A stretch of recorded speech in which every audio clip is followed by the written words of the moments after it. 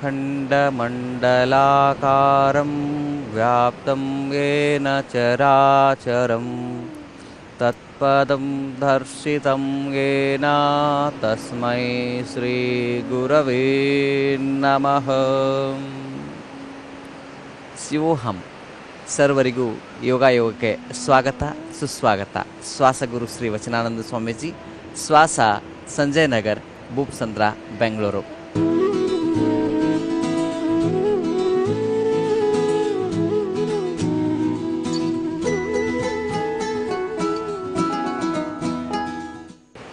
ಇಂದು ನಾವು ಕೇರಳದ ಕಡಲ ತೀರದಲ್ಲಿ ಯೋಗ ಮಾಡ್ತಾ ಇದ್ದೇವೆ. ನಾವಿಂದು ವಿಶೇಷವಾಗಿ ಅನೇಕರಿಗೆ ಈ ಕತ್ತು ನೋವಿನ ಸಮಸ್ಯೆ ಇರ್ತದೆ. ಅದಕ್ಕೆ ನಾವು ಏನು ಕರಿತೇವೆ, ಸರ್ವೈಕಲ್ ಸ್ಪಾಂಡಿಲಿಸ್ ಅಂತ ಕರಿತೇವೆ. ಸರ್ವೈಕಲ್ ಸ್ಪಾಂಡಿಲಿಸ್ಸು ಇವತ್ತು ಸರ್ವೇ ಸಾಮಾನ್ಯವಾಗಿ ಈ ಸಾಫ್ಟ್ವೇರ್ನಲ್ಲಿ ಕೆಲಸ ಮಾಡುವಂಥವರು ಅಥವಾ ಕುಳಿತುಕೊಂಡು ಕೆಲಸ ಮಾಡುವಂಥವರು, ಕಂಪ್ಯೂಟರ್ ಮುಂದೆನೇ ಸದಾಕಾಲ ಇರುವಂಥವರು ಇವತ್ತು ಅನೇಕ ಬಾರಿ ನಾವು ನೋಡ್ತಾ ಇರ್ತೇವೆ. ಇವತ್ತು ಬಸ್ನಲ್ಲಿ ಹೋಗಲಿ ಅಥವಾ ಟ್ರೈನಲ್ಲಿ ಹೋಗಲಿ ಫ್ಲೈಟ್ನಲ್ಲಿ ಹೋಗಲಿ ಜನಗಳು ಹೀಗೇ ಕೂತ್ಕೊಂಡಿರ್ತಾರೆ. ಇದರ ಅರ್ಥ ಅವರು ತಮ್ಮ ಕತ್ತನ್ನು ಮುಂದೆ ಬಾಗಿಸಿ ಫೋನನ್ನು, ಸ್ಮಾರ್ಟ್ ಫೋನನ್ನು ನೋಡ್ತಾ ಇರ್ತಾರೆ. ಈ ಒಂದು ಪೊಸಿಷನ್ನಿಂದ ಏನಾಗುತ್ತೆ, ಈ ಸರ್ವೈಕಲ್ ಸ್ಪಾಂಡಿಲಿಸ್ ಅವರಿಗೆ ಬರ್ತದೆ. ಅಂದರೆ ಈ ಕತ್ತಿನಲ್ಲಿ ವಿಶೇಷವಾಗಿ 7 ಡಿಸ್ಕ್ಗಳಿರ್ತವೆ. ಈ 7 ಡಿಸ್ಕ್ಗಳ ಸರಿಯಾದ ರೀತಿಯಿಂದ ನಾವು ಅದನ್ನು ಬಳಕೆ ಮಾಡದೇ ಇದ್ದಾಗ ಈ ಸರ್ವೈಕಲ್ ಸ್ಪಾಂಡಿಲಿಸ್ ಆಗ್ತಾ ಹೋಗುತ್ತೆ. ಅದಕ್ಕೆ ಈ ಸಮಸ್ಯೆಯನ್ನು ನಿವಾರಣೆ ಮಾಡಲಿಕ್ಕೆ ಯೋಗದಲ್ಲಿ ಕೆಲವಾರು ಉಪಾಯಗಳಿದ್ದಾವೆ. ಅವುಗಳನ್ನ ತಿಳ್ಕೊಳ್ಳೋಣ ಬನ್ನಿ.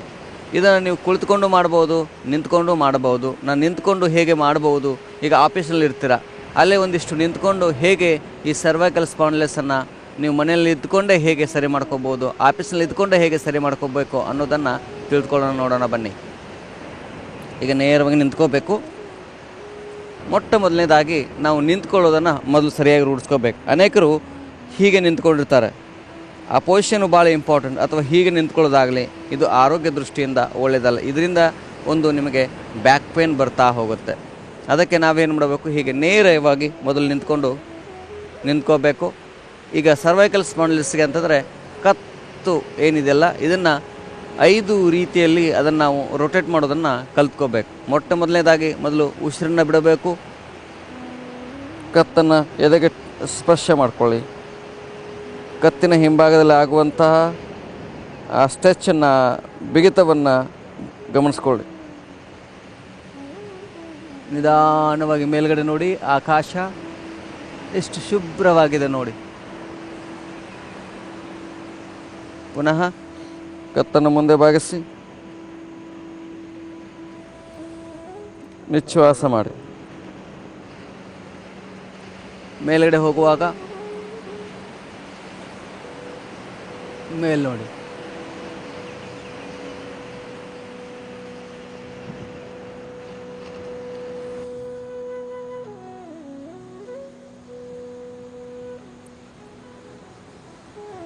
ಈ ಮುಂಭಾಗದಲ್ಲಿ ಆಗುವಂಥ ಸ್ಟ್ರೆಚಸ್ಸನ್ನು ನೀವು ಗಮನಿಸ್ತಾ ಹೋಗಬೇಕು. ಈ ಭಾಗದಲ್ಲಿ ಹೀಗೆ ಮಾಡಬೇಕು. ಅಕಸ್ಮಾತು ನಿಮಗೆ ನಿಂತುಕೊಂಡು ತೊಂದರೆ ಆದರೆ ಇದನ್ನು ಕುಳಿತುಕೊಂಡು ನೀವು ಮಾಡ್ಬೋದು. ಕುರ್ಚಿ ಮೇಲೆ ಕೂತ್ಕೊಂಡಾಗಲಿ ಅಥವಾ ನೆಲಕ್ಕೆ ಕುಳಿತುಕೊಂಡಾದರೂ ನೀವು ಮಾಡ್ಬೋದು. ಹೇಗೆ ನೋಡಿ.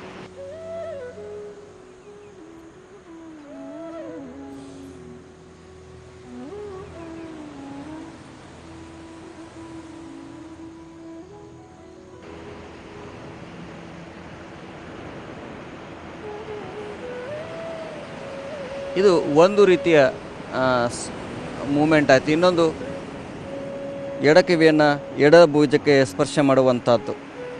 ಬಲ ಭಾಗದಲ್ಲಿ, ಕುತ್ತಿಗೆ ಬಲ ಭಾಗದಲ್ಲಿ ಆಗುವಂಥ ಬದಲಾವಣೆಯನ್ನು ಗಮನಿಸ್ಕೊತಾ ಹೋಗಿ. ಆರಂಭದಲ್ಲಿ ಲೈಟಾಗಿ ನಿಮಗೆ ಅಲ್ಲಿ ಪೇನ್ ಬರುತ್ತೆ. ನಿಧಾನ ಉಸಿರು ತೆಗೆದುಕೊಳ್ಳಿ. ಈಗ ಬಲ ಕಿವಿಯನ್ನು ಬಲ ಭುಜಕ್ಕೆ ಸ್ಪರ್ಶ ಮಾಡಿಕೊಳ್ಳಿ. ಎಡ ಭುಜ ನೇರವಾಗಿರಲಿ. ಆಳ ಉಚ್ಛ್ವಾಸ ನಿಶ್ವಾಸ ಮಾಡಿ.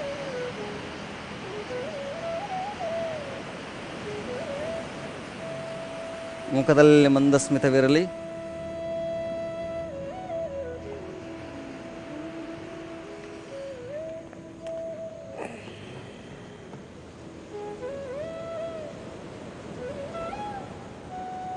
ಬೆನ್ನುಹುರಿ ನೇರವಾಗಿರಲಿ.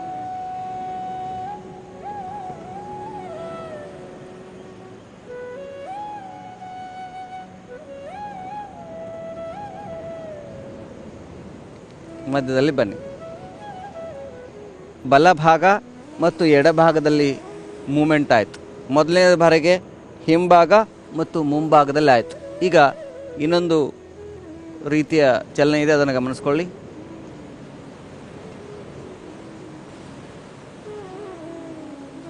ಈ ರೀತಿ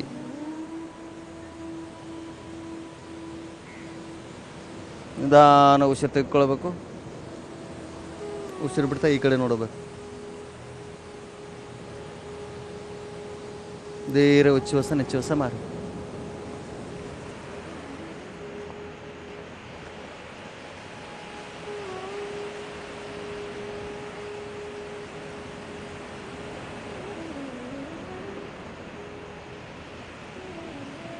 ಆಳ ಉಚ್ಛ್ವಾಸ ನಿಶ್ವಾಸ ಮಾಡಬೇಕು.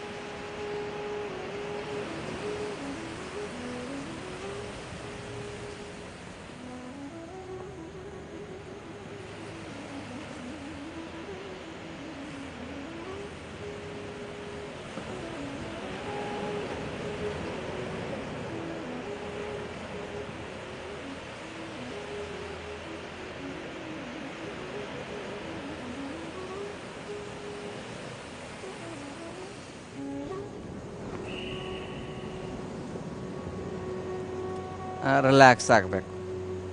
ಇದು ಮೂರನೆಯ ಚಲನೆ ಆಯಿತು. ಇನ್ನೊಂದು ಚಲನೆ ಅಂತಂದ್ರೆ ಅದನ್ನು ಗಮನಿಸ್ಕೊಳ್ಳಿ.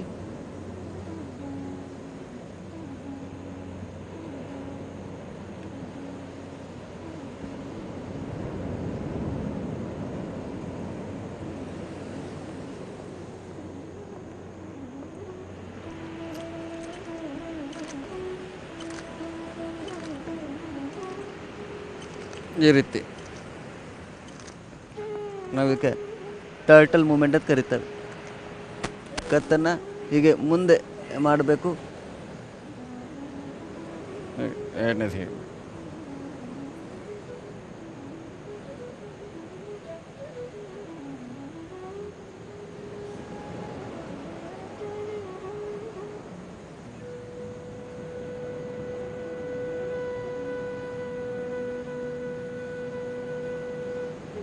ಇದಕ್ಕೆ ಟರ್ಟಲ್ ಮೂಮೆಂಟ್ ಅಂತ ಕರೀತಾರೆ.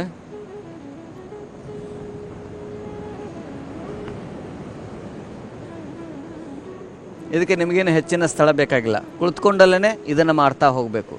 ಒಟ್ಟು ನಮ್ಮ ಬೆನ್ನು ಹುರಿಯಲ್ಲಿ 33 ಡಿಸ್ಕ್ಗಳು ಇರ್ತವೆ. ಪ್ರಮುಖವಾಗಿ 7 ಡಿಸ್ಕ್ಗಳು. ಇದರಿಂದನೇ ನಿಮಗೆ ಮೆಮೊರಿ ಪವರ್ ಲಾಸ್ ಆಗೋದು. ಯಾಕಂದರೆ ಡಿಸ್ಲೊಕೇಟ್ ಆದವು ಅಂತಂದರೆ ಅಂದರೆ ಅವುಗಳು ವ್ಯತ್ಯಯವಾದಾಗ ಅಲ್ಲಿ ಅದರ ಡಿಸ್ಕ್ಗಳ ಮಧ್ಯದಲ್ಲಿ ಸಣ್ಣ ಸಣ್ಣ ನರನಾಡಿಗಳು ಇರ್ತವೆ. ಅವುಗಳು ಮೆದುಳಿಗೆ, ಎಡ ಮೆದುಳಿಗೆ ಮತ್ತು ಬಲ ಮೆದುಳಿಗೆ, ಮುಂಭಾಗದ ಮೆದುಳಿಗೆ ಮತ್ತು ಹಿಂಭಾಗದ ಮೆದುಳಿಗೆ ಅವು ನೇರವಾಗಿ ಸಂಪರ್ಕವನ್ನು ಸಾಧಿಸ್ತಾ ಇರ್ತವೆ. ಅಕಸ್ಮಾತ್ ಒಂದು ನರ ನಿಮಗೆ ತೊಂದರೆ ಆದರೆ ಮುಂದೆ ನಿಮಗೆ ಒಂದು ಕೈಯ ಸಂಪೂರ್ಣವಾಗಿ ಸಮಸ್ಯೆ ಆಗಬಹುದು. ಈ ಕತ್ತು ನೋವು ಇದ್ದಾಗ ನಿಮಗೆ ಈ ಭುಜಗಳ ನೋವು ಬರ್ತಾ ಹೋಗ್ಬೋದು, ಈ ಶೋಲ್ಡರ್ ಪೇನ್ ಬರ್ಬೋದು, ಅಥವಾ ಈ ಕೈಯಲ್ಲಿ ಪ್ರಾಬ್ಲಮ್ ಆಗ್ಬೋದು. ಅಕಸ್ಮಾತ್ ಇಲ್ಲಿ ಕೈಯಲ್ಲಿ ಏನಾದರೂ ಪ್ರಾಬ್ಲಮ್ ಇದ್ದರೆ ಅದರ ಅರ್ಥ ಇಲ್ಲಿ ಟ್ರೀಟ್ಮೆಂಟ್ ಕೊಡಬೇಕಾಗಿಲ್ಲ, ಅವುಗಳನ್ನ ಇಲ್ಲಿ ನಾವು ಟ್ರೀಟ್ಮೆಂಟ್ ಕೊಡಬೇಕು. ಹೇಗೆಯೇ ಮರದ ಬಾಯಿ ಬೇರೊಂದು ತಳಕ್ಕೆ ನೀರು ಎಳೆದರೆ ಮೇಲೆ ಫಲ್ಲವಿಸುತ್ತು ಕಾಣ ಅಂತ ಹೇಳ್ತಾರೆ. ತುದಿಗೆ ನಾವು ನೀರು ಹಾಕಿದರೆ, ಎಲೆಗಳಿಗೆ ನೀರು ಹಾಕಿದರೆ, ಟೊಂಗೆಗಳಿಗೆ ನೀರು ಹಾಕಿದರೆ ಗಿಡ ಬೆಳೆಯೋದಿಲ್ಲ. ಆ ಗಿಡ ಬೆಳಿಬೇಕು, ಅದು ಹಣ್ಣು ಕೊಡಬೇಕು ಅಂತಂದರೆ ನಾವು ಗಿಡದ ಬುಡಕ್ಕೆ ನೀರು ಹಾಕಬೇಕು. ಹಾಗೆಯೇ ನಾವು ಇಲ್ಲಿ ಮೂಮೆಂಟ್ ಆದರೆ ಎಷ್ಟೋ ಬಾರಿ ಕೆಲಸ ಆಗೋದಿಲ್ಲ. ಅದರ ಬುಡ ಎಲ್ಲಿರ್ತದೆ, ಇಲ್ಲಿರ್ತದೆ. ಅದರ ರೂಟ್ ಕಾಸನ್ನು ನಾವು ತಿಳ್ಕೋಬೇಕು. ಇದು 4 ಮೂಮೆಂಟ್ ಆಯಿತು. ಇನ್ನೊಂದು ಮೂಮೆಂಟು ಅಂತಂದರೆ ಈಗ ಚಕ್ರಾಕಾರವಾಗಿ ಇದನ್ನು ತಿರ್ಸ್ಕೋಬೇಕು. ಹೇಗೆ ಉಸಿರು ಬಿಡಬೇಕು,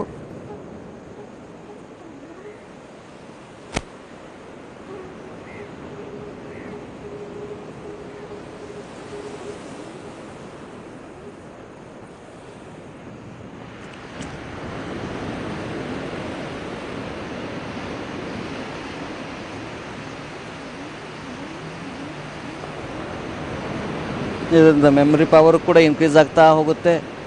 ನಿಮ್ಮ ಇಮ್ಯುನಿಟಿ ಪವರ್, ರೋಗ ನಿರೋಧಕ ಶಕ್ತಿನೂ ಹೆಚ್ಚಾಗ್ತಾ ಹೋಗುತ್ತೆ.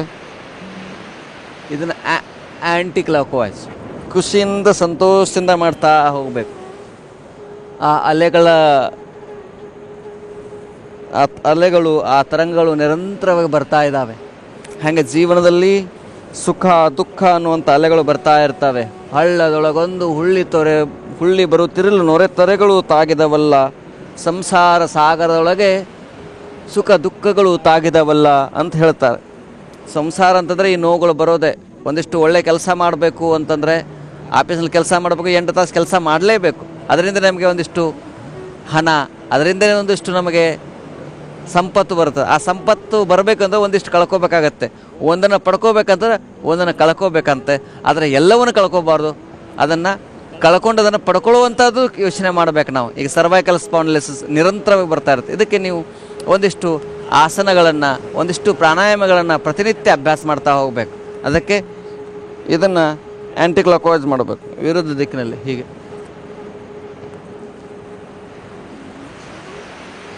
ಹೀಗೆ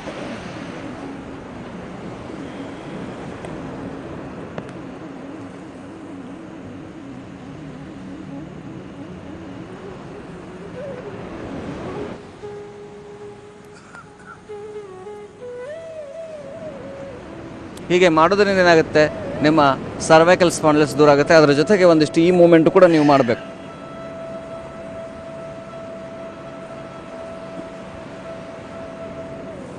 ಈ ಶೋಲ್ಡರ್ ಪೇನ್ ಇರ್ತದೆ ಎಷ್ಟೋ ಬಾರಿ.